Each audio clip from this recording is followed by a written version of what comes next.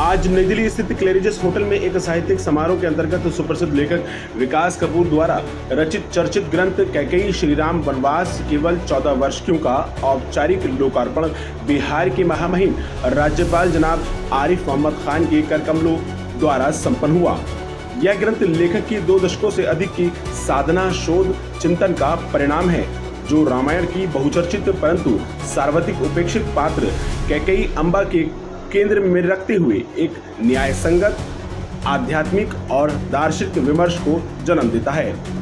इस गरिमामय अवसर पर कई विशिष्ट अतिथिगण उपस्थित रहे। ब्यूरो रिपोर्ट, सबका समय, दिल्ली। जी को बधाई दूंगा। इतने साल उन्होंने मेहनत की है और उस मेहनत का नतीजा ये पुस्तक है और हमें इसमें एक बड़ा भारी सबक और वो ये है कि चीज़ों के हमारे यहाँ कहा गया उसे वास्तविक ज्ञान सिर्फ सामने से जो नज़र आ रहा है केवल उस पर विश्वास मत कीजिए, उसके तत्व को समझने की कोशिश करिए।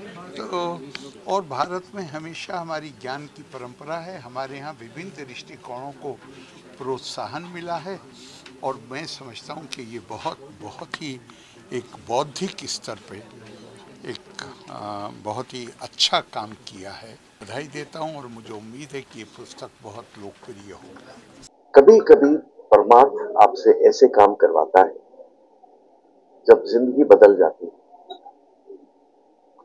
बुद्धा के साथ हुआ, मोसेस के साथ हुआ, और क्यों कैकेयी लड़ी अपने राजा से कि मुझे ये वरदान चाहिए, उनको देना पड़ा और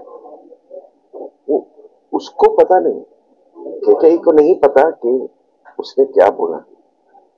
बट अगर राम 14 साल का वनवास नहीं लेते, वन में नहीं जानते, लोगों को नहीं मिलते और अपनी जितनी शक्तियां को बाहर नहीं निकालते, तो शायद वो रावण को नहीं मार सकते, उनका वध नहीं कर सकते। कैकेयी को अंदर से कहीं ना कहीं पता था कि रावण का वध कर रहे हैं और ऋषियों को सेम्बलेंस लाने में उनको चुना गया है। आज ये कहानी, ये ग्रंथ उस कैकेयी का है जिसने, लोगों ने इसको गलत परसीव किया है, बट उसने इनएडवर्टेंटली, नहीं जानते हुए, पूरी कायनात का रूप ही बदल दिया, ह्यूमैनिटी का रूप बदल गया। नहीं तो आज भी ऋषि संत इतने टॉर्चर्ड होते तो world would never have been a place to stay. 5000 साल बाद अगर कृष्ण महाभारत नहीं रचते तो शायद, और 13 साल का पांडव का वनवास नहीं होता तो शायद आज हम लोग इस धरती पे नहीं रह रहे। ये यंगस्टर्स के लिए प्रेरणादायक है। They will see the side of Kaikeyi which has never been shown. And जो ग्रंथ को 20 साल लगे निकलने में, तो उसमें कितना स्वेट, दिमाग, सब कुछ लगा होगा कि ये किताब बाहर निकली। आज के एक वरदान समझता हूँ साईं बाबा का, और ये भी साईं बाबा फाउंडेशन से ही निकली है। आज मैंने 75 किताबें निकली हैं और मेरी बहुत बड़ी किताब और निकल रही है, साईं सच्चरित्र के। स्पोर्ट से आता था, एक बिल्कुल अलग प्लेटफॉर्म से आता था, बट वो यहाँ पर सब स्पिरिचुअलिटी के दौर पे सब फेल। आज मेरी एक एक किताब लाखों में बिकती है, इसका कोई आंसर नहीं। और मैं आपको ये बताना चाहूंगा कि 10-12 दिन ही हुए हैं किताब को निकले हुए और अभी तक हार्ड बाउंड 1200 किताबें बिक चुकी हैं इन 10 डेज।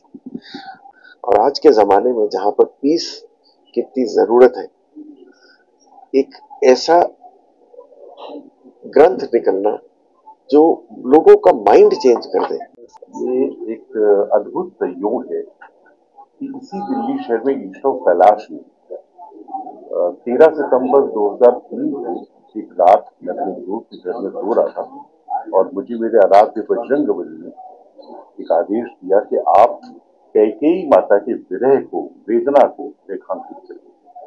और उस समय से लेकर अब तक लगभग 22 वर्ष मैंने 4 बार इस किताब को पूरा लिखा, लेकिन जो प्रश्न मेरे मन में उभर रहे थे उनके उत्तर मुझे नहीं मिल रहे और वो चारों के चारों पाठ नष्ट हो गए। और 5वां पाठ मैंने 2019 में शुरू किया।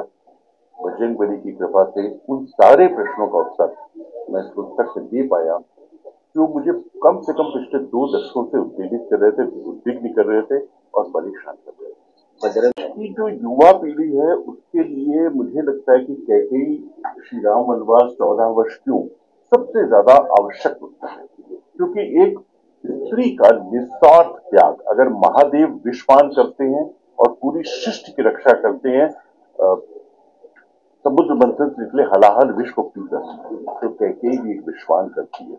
और ये क्या कहा जाए, इसको दुर्भाग्य कहा जाए या उसकी विडंबना कहा जाए कि महादेव बन गए विषपान करके, नीलकंठ बन गए, लेकिन कैकेयी की निंदा का सागर कभी नहीं हुआ। हाँ, ये एक कठिन परीक्षा थी, क्योंकि मैं इस पुस्तक में कैकेयी के बचपन से देखना चाहता था, कैकेयी का बचपन। और बहुत आश्चर्य की बात मैं आप सबको बताता हूँ कि जब मैं अपने रिसर्च में उतरा तो मुझे बहुत बड़ी बात पता लगी कि कैकेयी हमारे आर्यावर्त की है।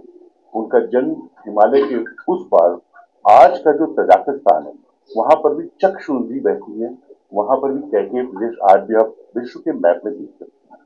तो मुझे ये पता लगा कि she is not from Aryavart. और एक अनार्य लड़की कैसे आकर आर्यों में घुली मिली, क्या संकल्प थे उसके, जब आप इस किताब को पढ़ेंगे तो सारे प्रश्नों के उत्तर आपको मिलेंगे।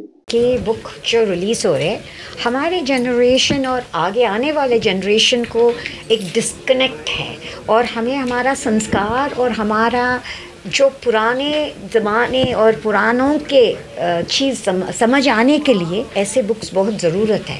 और हम देख रहे हैं आजकल के नौजवान जो है उनको ऐसी चीज़ सीखने से अपने लाइफ में भी काफ़ी बदलाव आ सकते हैं। सो आई एम वेरी ग्लैड कि आज ये हो रहे हैं।